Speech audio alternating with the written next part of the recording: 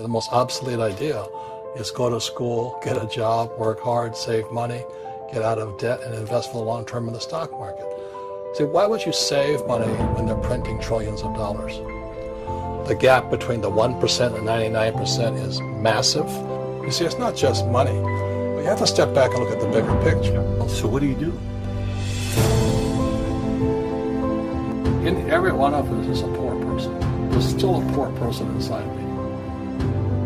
There's also a middle-class person, and the middle-class person wants security. They want that steady paycheck, and that is a rich person.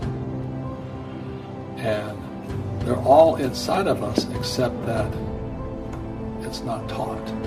You're taught to go to school, get a job, and get a paycheck. You're not taught how to get rich. If you read Rich Dad, Poor Dad, my rich dad refused to pay me. He said the paycheck was one of the most damaging things you could take in your life. He says the moment you take a paycheck, you're an employee, and that's the mindset. So my rich dad never paid me. He drove my poor dad, government employee, nuts. You gotta pay people, you gotta pay people. And rich dad was not saying that the paycheck was bad. He says he didn't want to be a slave to money. So as an entrepreneur, if rich dad folded, I just started another company. I don't need a paycheck. I don't need anybody to take care of me. If my government doesn't like me, I move to another country because they need entrepreneurs. Mm-hmm. So the entrepreneur is not so much the business. The entrepreneur is really the mindset and the skill sets and the different set of rules. You see, I don't operate, small business does not operate in the same rules as big business. Entrepreneur is a mindset first, a skill set, and rules. And depending upon whether you're an employee or a small business, the rules are different. The mindsets are different. The skill sets are different. Instead of get out of debt, I get into debt. I just refinanced $300 million in debt. I went from 5% to 2.5% interest. I made a fortune. Every month, more money comes in because my cost of money has gone down. So while some financial experts are saying get out of debt, I'm saying learn how to use debt. See, when I came back from in Vietnam in January of '73, the first thing my rich dad said to me was go to school to learn how to invest in real estate. It wasn't real estate, it was how to use debt and taxes. Debt and taxes make the rich richer. Debt and taxes make the poor, middle class, poorer. So all the rich guys who are doctors or lawyers or, those guys, they're getting creamed. They don't know why. Doctors are getting creamed. Oh yeah, they make him more money, but the take home is less. Sure.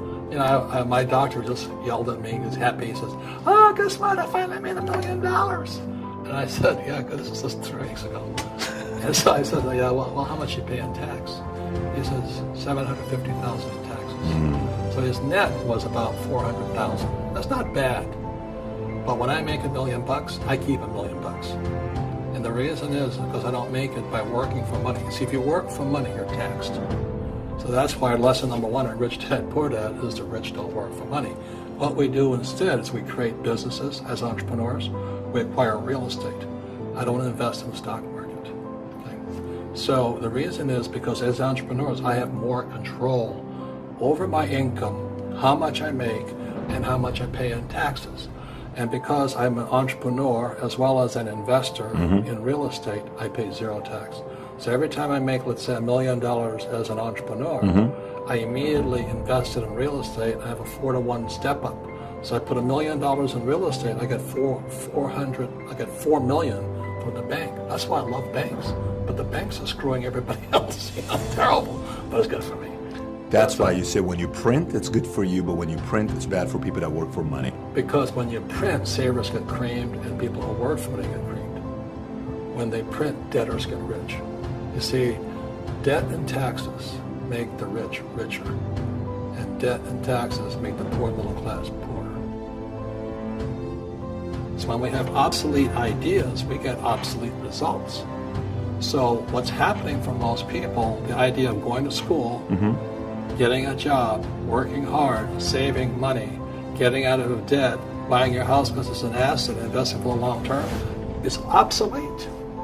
The world has changed. The world changed in 1971 when President Nixon took us off the gold standard and money became debt.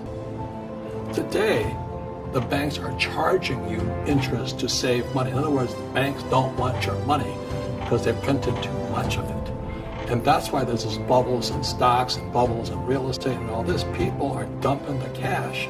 Because as I said in here, savers are losers and cash is trash. And yet people want a high-paying job. Well, that's an obsolete idea.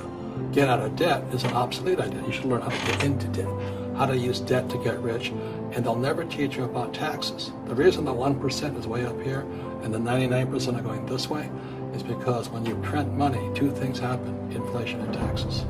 It's going to crush you. And any entrepreneur thinks, I'm just going to make money, I'm going to start a business and make a lot of money because of what we talk about. They really have got to smell the roses, man. You know, that's not what the real entrepreneurs are doing. Most entrepreneurs, there's 28 million small business owners in America.